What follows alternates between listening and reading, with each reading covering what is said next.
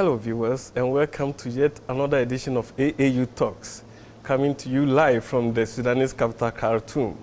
Precisely, we are at the University of Khartoum, and today we are going to interview on the role of higher education in the development of the continental education strategy. I am your sitting host. My name is Ransford Bequin. But before I introduce my guest for today, shall we go for a very short break? The Association of African Universities, in partnership with the All African Students Union and Al-Azhar University, Egypt, calls on African universities to participate in the first African Universities Olympics. Theme: Uniting African Universities through sports and recreation, mapping out strategies to achieve the Africa we want. The disciplines include basketball, football, long jump, triple jump, shot put, javelin, sprints, and a whole lot more. The teams will be formed according to the 5 geopolitical regions of Africa, namely West, East, South, North, and Central Africa. Venue: Al-Azhar University, Cairo, Egypt. Date: 14th to 18th of March 2019. Register now on blog.aau.org and also stand the chance of visiting the pyramids of Giza and other interesting sites in Cairo. For more information, visit blog.aau.org or call +233 2432 98464.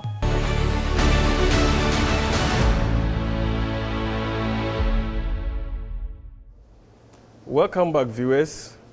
As I introduced earlier, we are talking about the role of higher education in the development of the continental education strategy for Africa.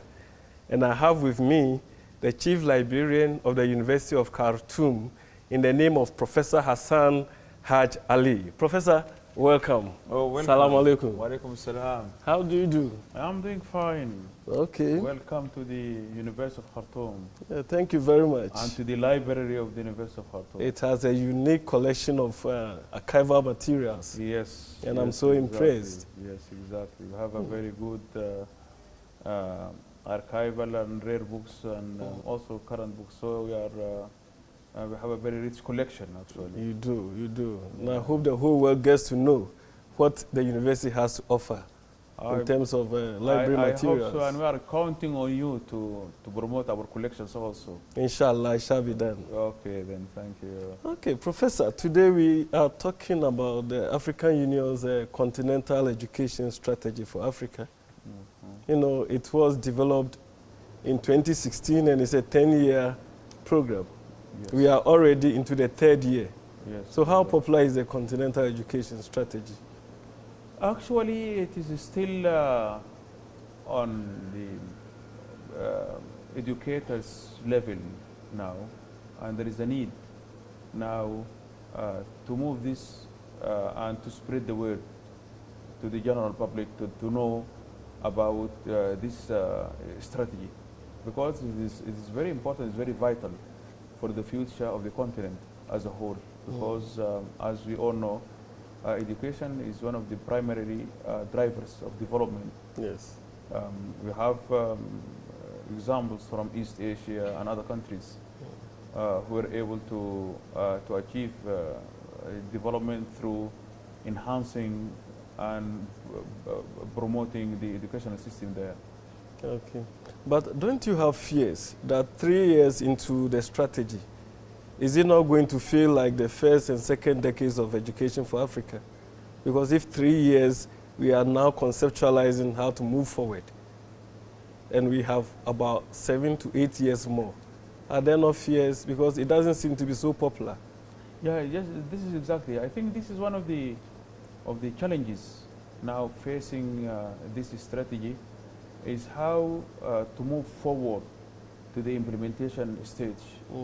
Although the strategy itself mentioned this, they said one of the major challenges for moving this strategy forward is the ability of those administering higher education institutions to be able to implement this. So the implementation, I think, one of the crucial challenges. Actually, the strategic objective 12 calls for a coalition of all education stakeholders. Who should be responsible for this coalition? Is it at the country level, continental level, institutional level? Who should be responsible? I think, from my own perspective, this should be at the national level. Okay. Because we already have the commitment of the head of states. Those are responsible. Okay. Yeah, and now we need to see at the national level how those who show their commitment on the summit of the African Union, Okay. how they are going to move forward and to implement it at the national level. And especially now we are seeing some initiatives in some countries that trying to forge this partnership between universities, the private sector, and the government. Okay. So we are counting on this on the national level to move forward. But I think also the universities and the higher education institutes also, they have a responsibility Okay. to initiate some programs, Exactly. because they need to reach out to, especially to the private sector, Yeah. and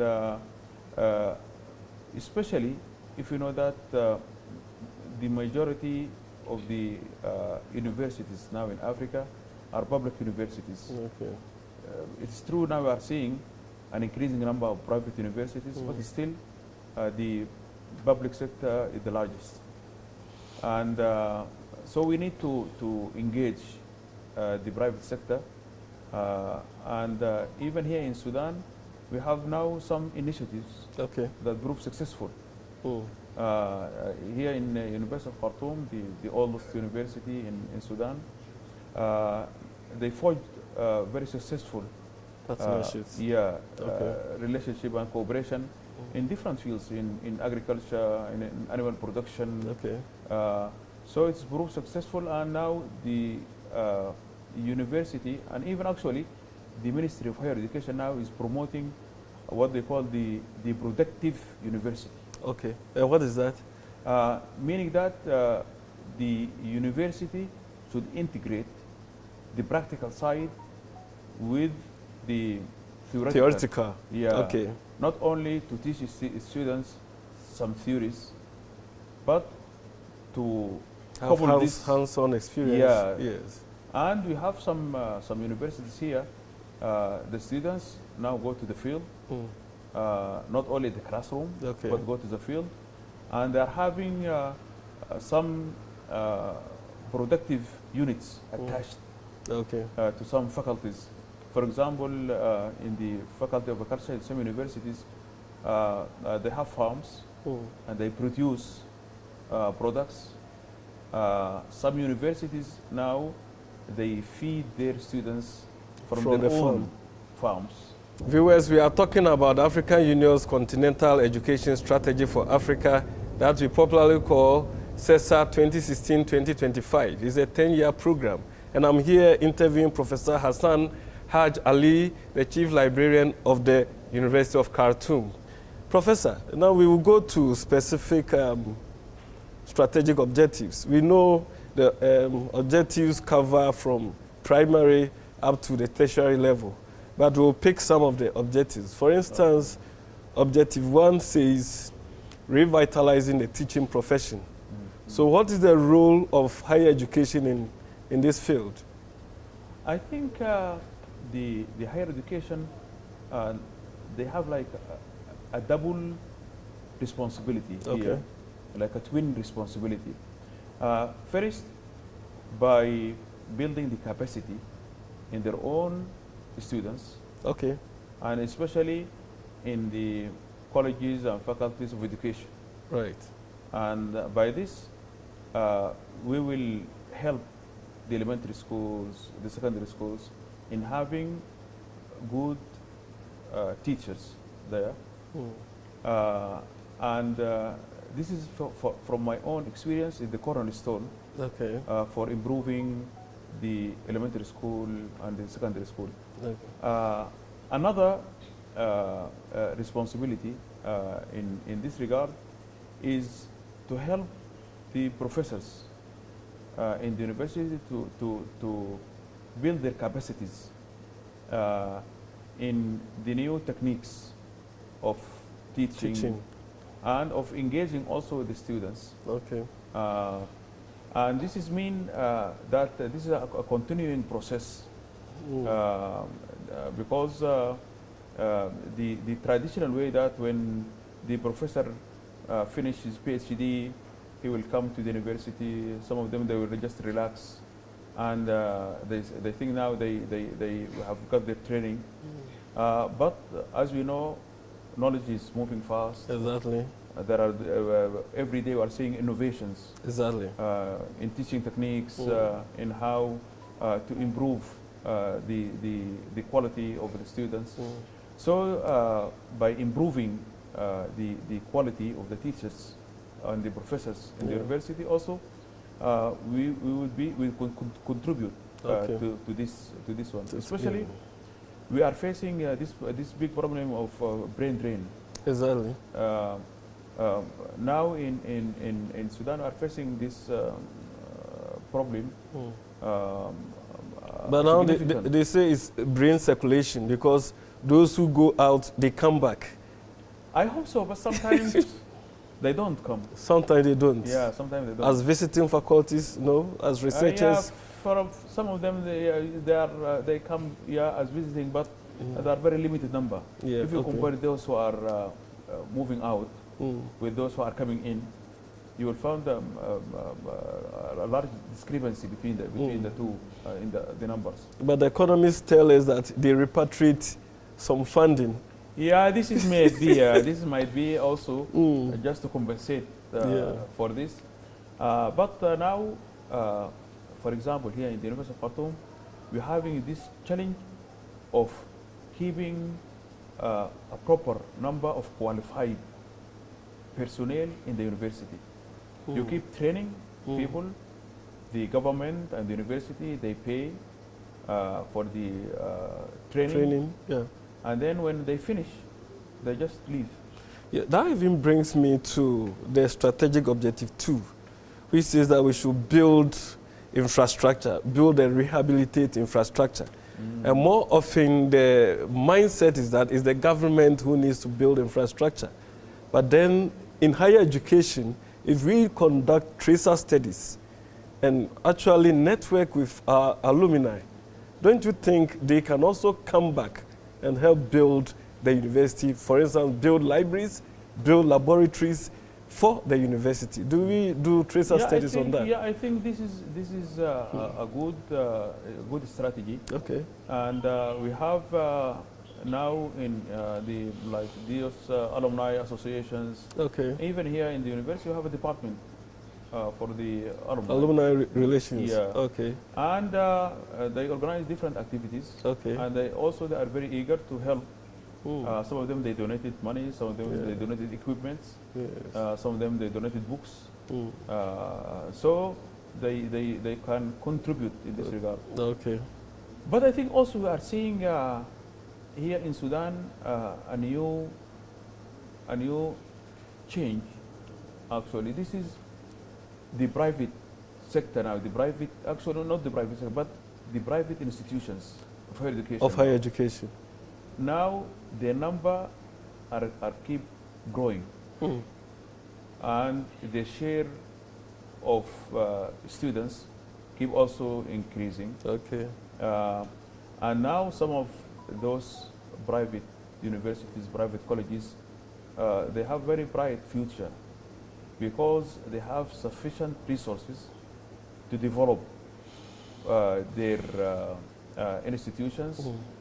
Because unlike the public universities, they charge the students, they have the fees on market basis, not like the public universities, where they have very limited fees imposed on the students. Some of them they'll be admitted freely to the universities.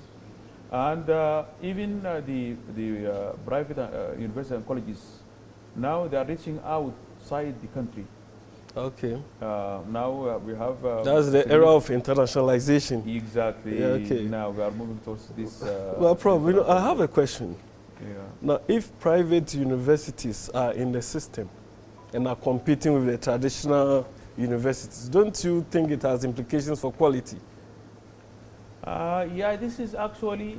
Who is regulating the private universities, and what courses are they actually, teaching? Yeah, the regulatory body is the Ministry of Higher Education. Okay.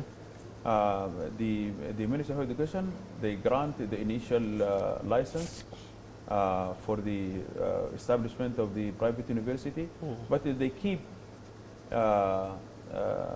monitoring through the annual reports. Okay. And they have different committees and commissions that monitor and visit the private universities.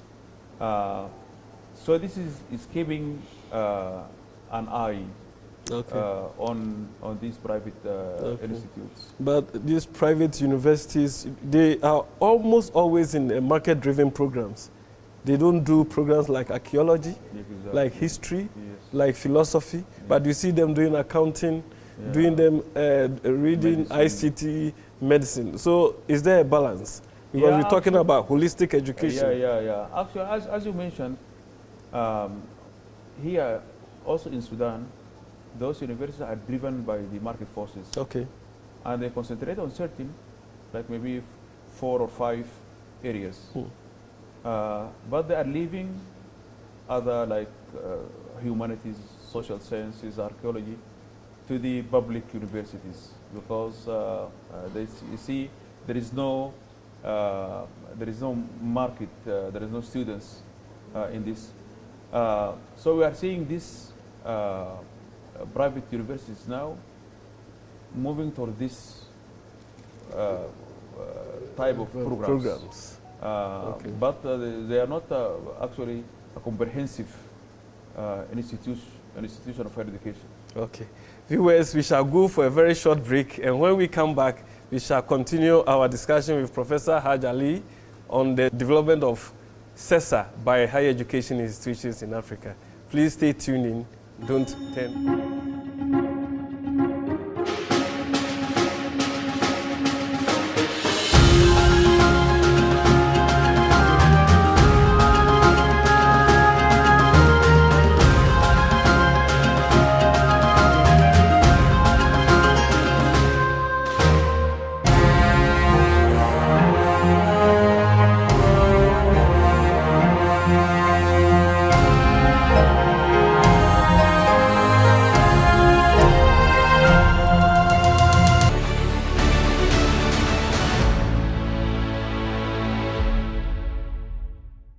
Welcome back, viewers.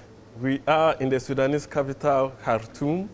Precisely, we are at the University of Khartoum, and we are now focusing on the continental education strategies under AAU talks. I have with me Professor Haj Ali, who is the Chief Librarian of University of Khartoum. Prof, you are a social scientist. Yes. Now we are going to talk strategic objective 3. That is harnessing the capacity of ICT for the continental education strategy. What is your take on that? I think this is a very also important objective. Okay. Because by this we will be able to connect a large number of education institutes in the continent. Okay. Because in the past, if you want to communicate or to engage with other universities, it's very costly and it takes time and money.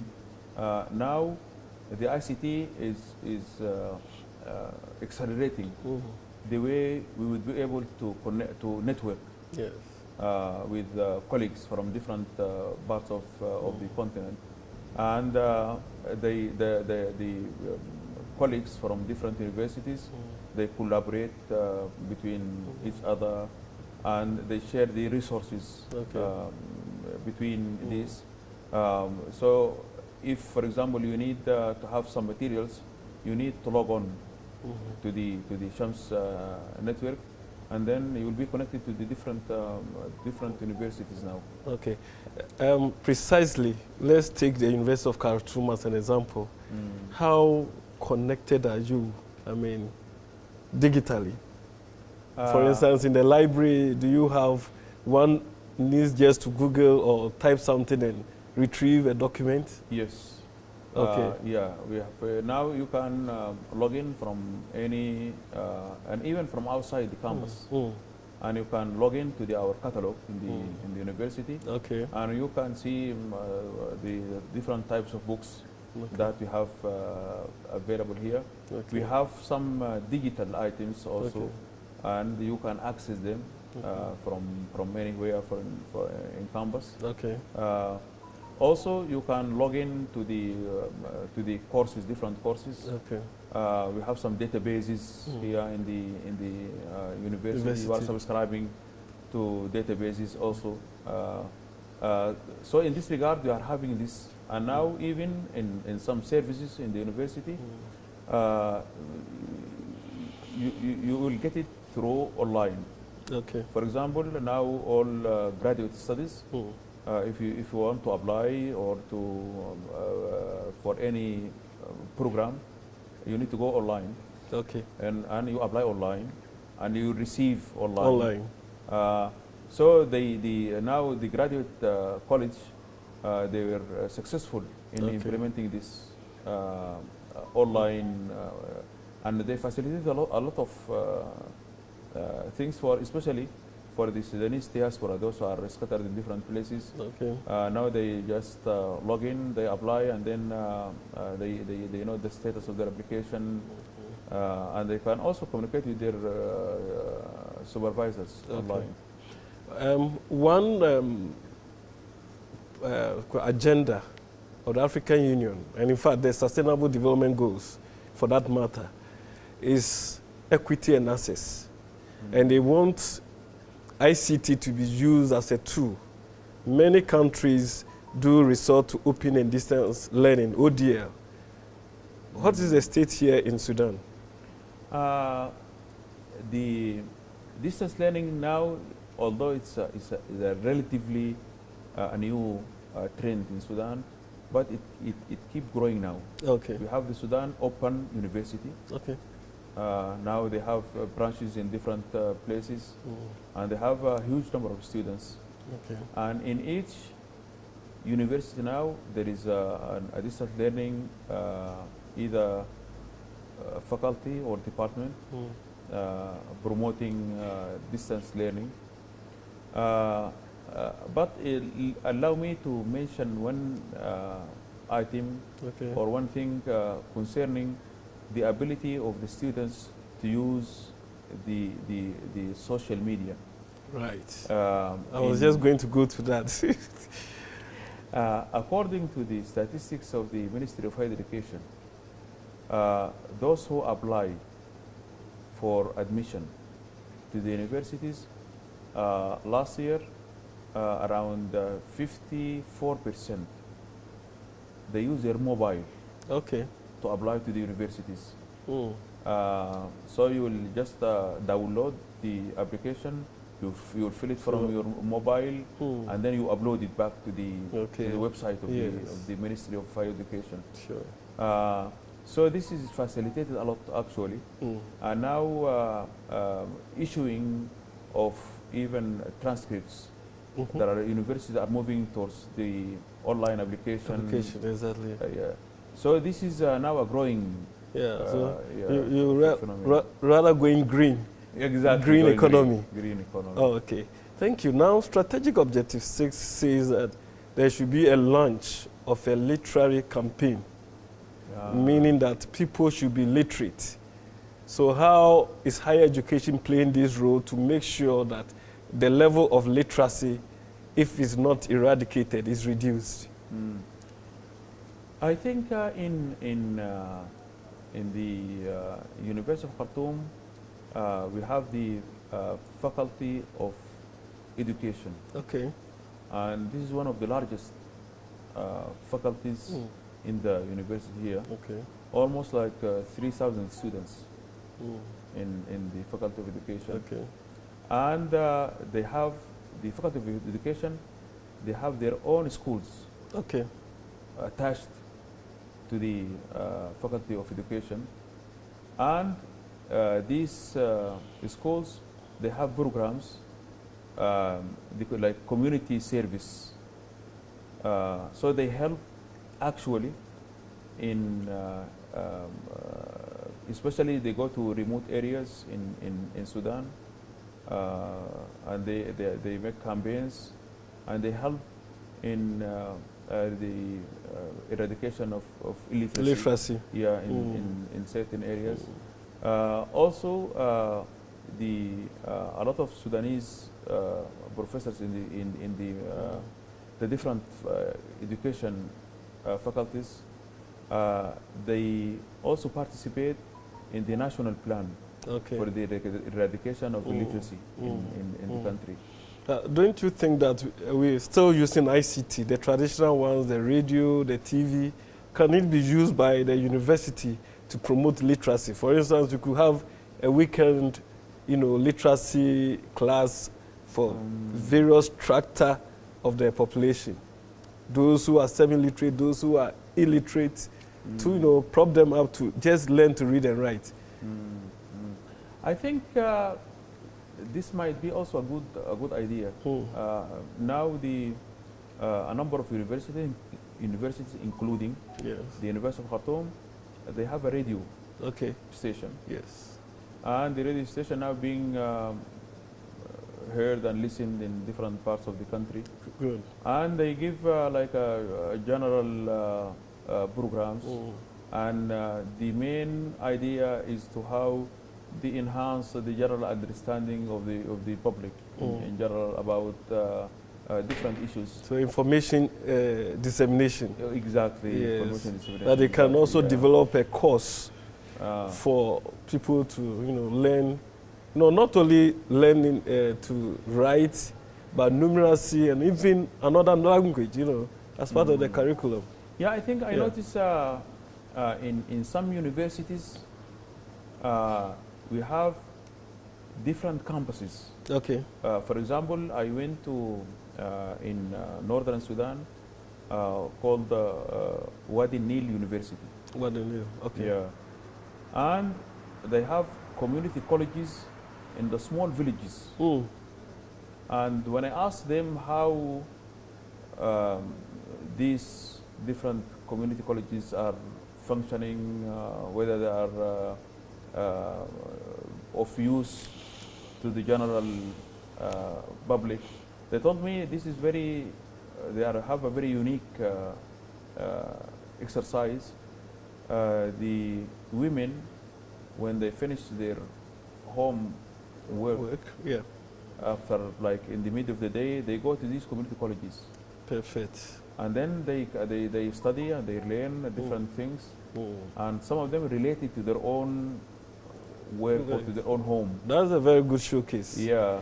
Okay. So this is a very, I think, a very unique example and good example. Okay. Viewers, we're talking about the role of higher education in the development of the continental education strategy for Africa, and we are focusing on the case study of Sudan. And I am with Professor Haj Ali, who is the Chief Librarian of University of Khartoum. Professor, now we are going to specifics.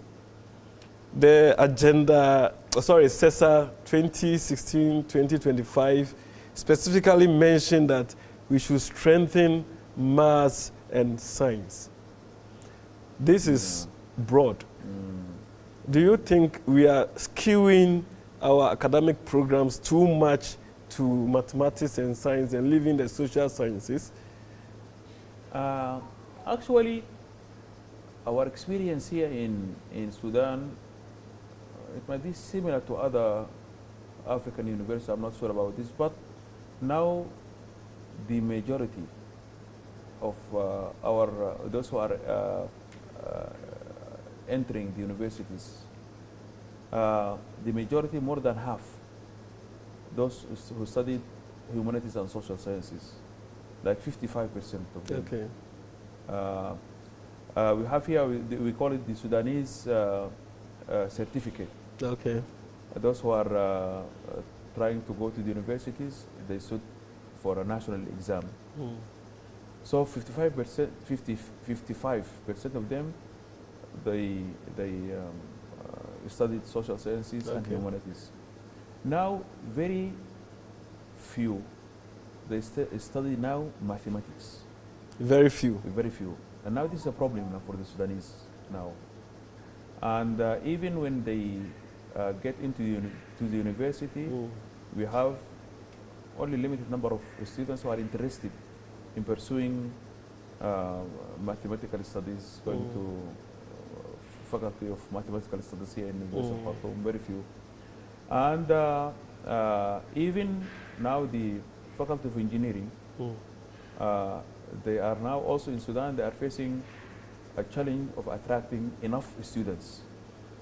Still, for example, this year, those who were admitted to the faculty of engineering in different universities of Sudan, still have some vacancies.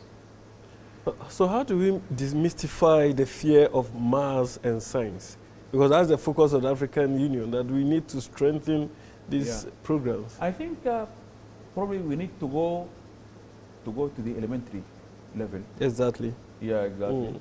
And try to promote and to teach our students that mathematics is not that difficult. Yeah. And also to demonstrate to them the usefulness of math. But I think the challenge here, now we are competing with the market forces. Yes. Now students, they want to go to medical institutes, medical faculties, because they will be hired immediately, they will go abroad, they find jobs outside, or they will go to the business administration, but they will be reluctant to join math, because they think this is going to be of limited value in the market later on. So how can this challenge be addressed? I think it should be a national policy. Exactly. You know, that maths should be studied perhaps from basic elementary up to senior secondary or whatever. Should be compulsory. And then, like strategic objective 3, we have to harness ICT. Use ICT to promote the teaching and learning of mathematics.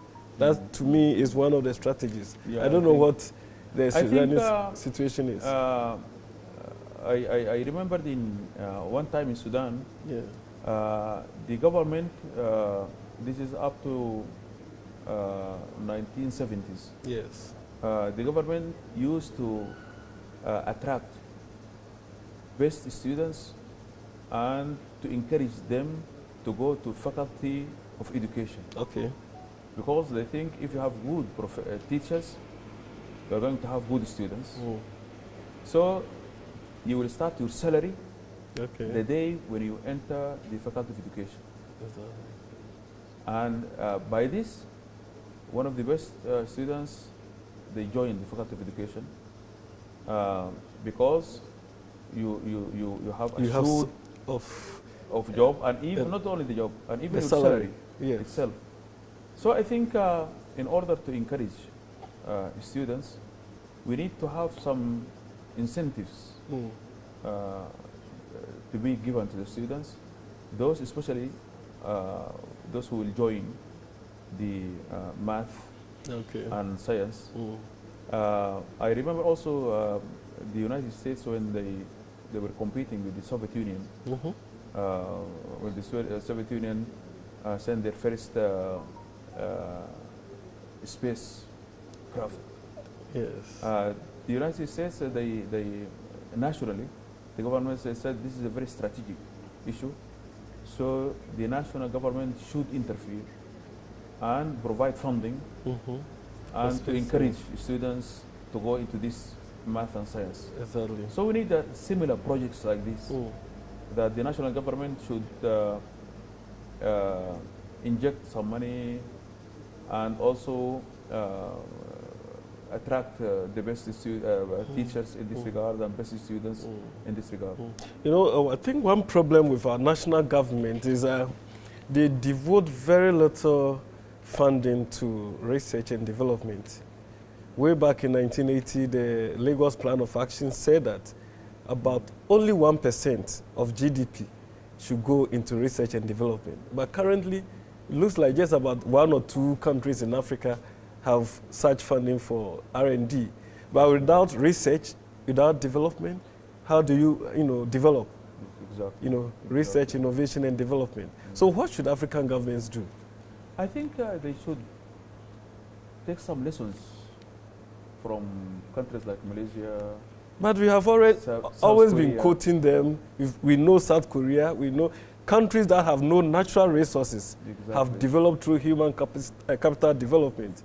But Africa, we have all the huge national resources, and our human capital that we develop in our universities go out.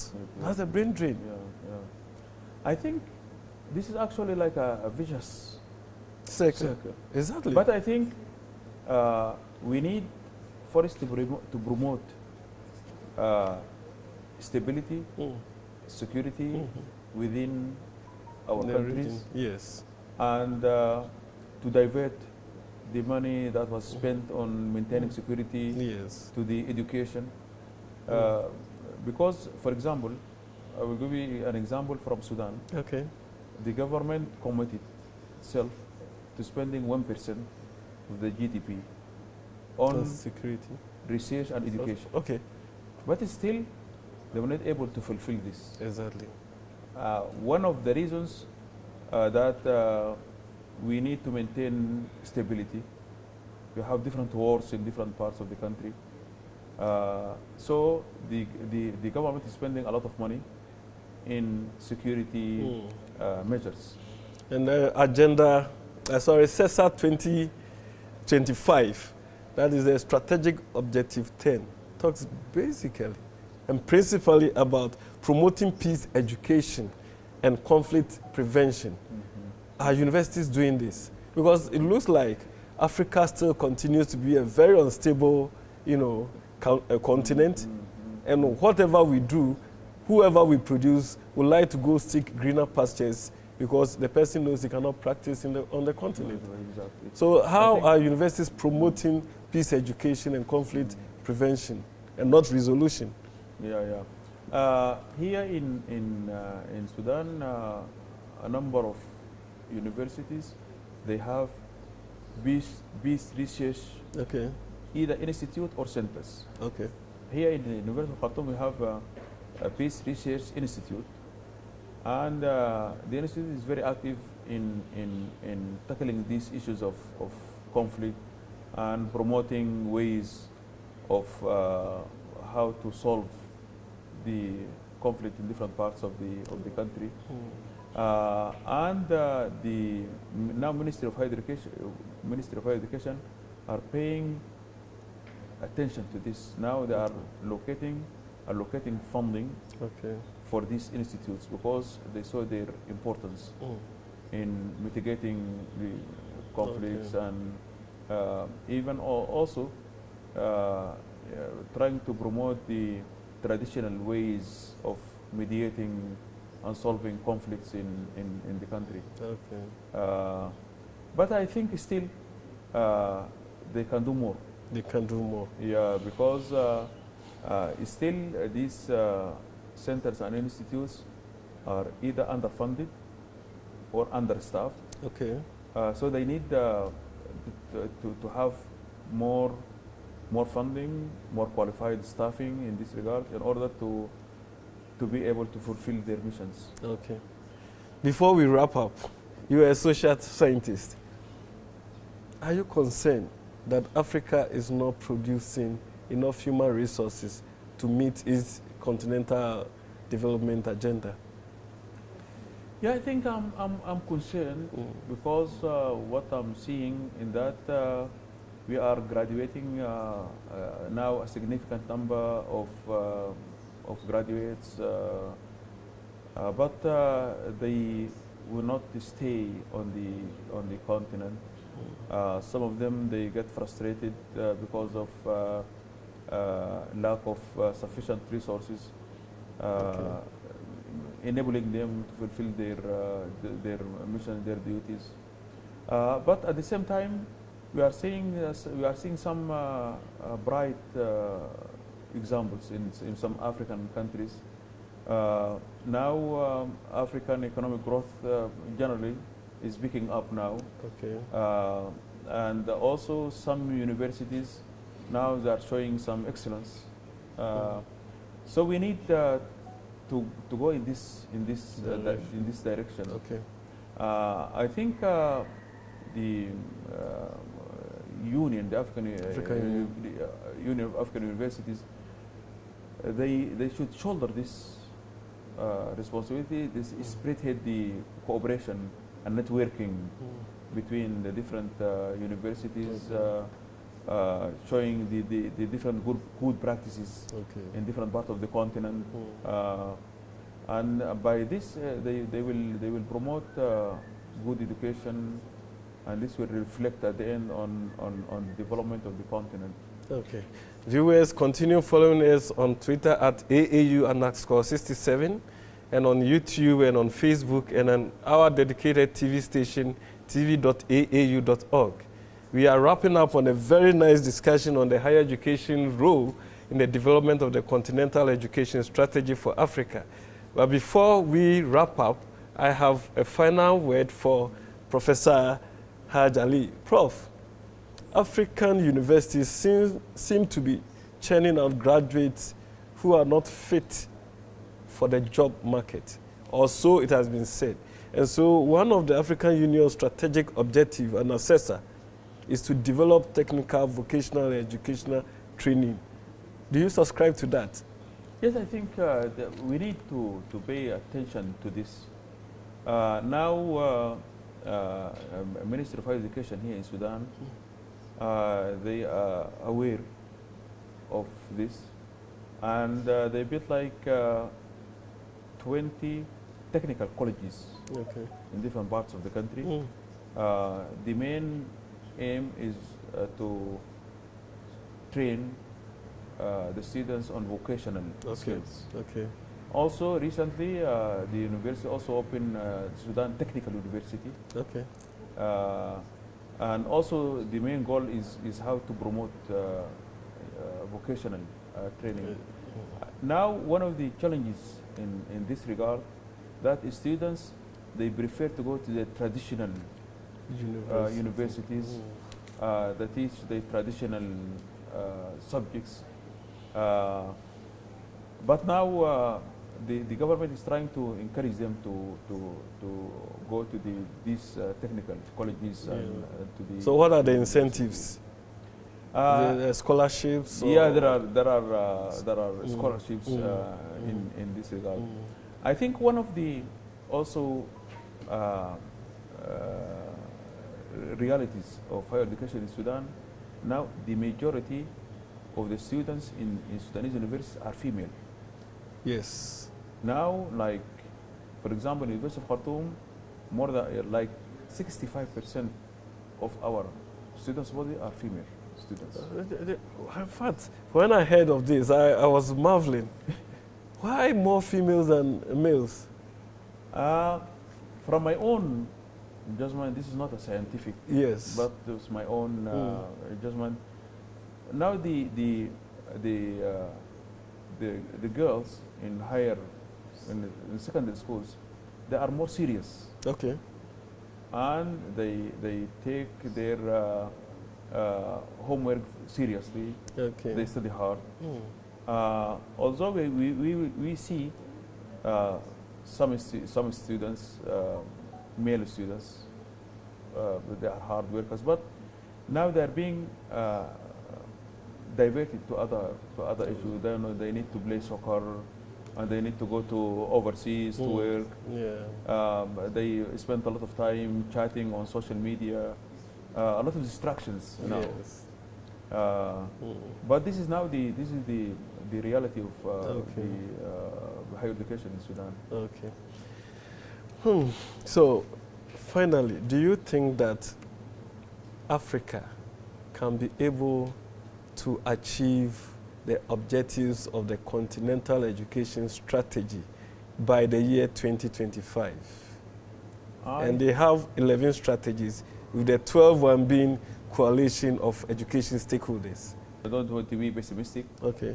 But I think we will not be able to achieve all these strategic objectives. But Sudan has been able to achieve gender parity, Yes, and exactly. equity and equality. Exactly. And we have more females than males. Yes, this is true. Congratulations. But, this is true. But I think if we achieve like 50%, then for me this is a success. Yes. So we're going to do a yearly monitoring. They have a tool called Raka. Every year they monitor which indicator is going up, which is achieving its goal, and which is not.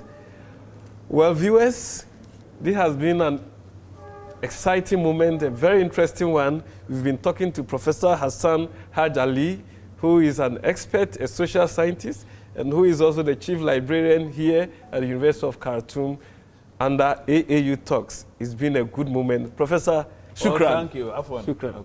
Okay, so until we come again your way with another episode of AAU Talks, please continue to tune into the Association of African Universities for other interesting programs. Thank you. Bye.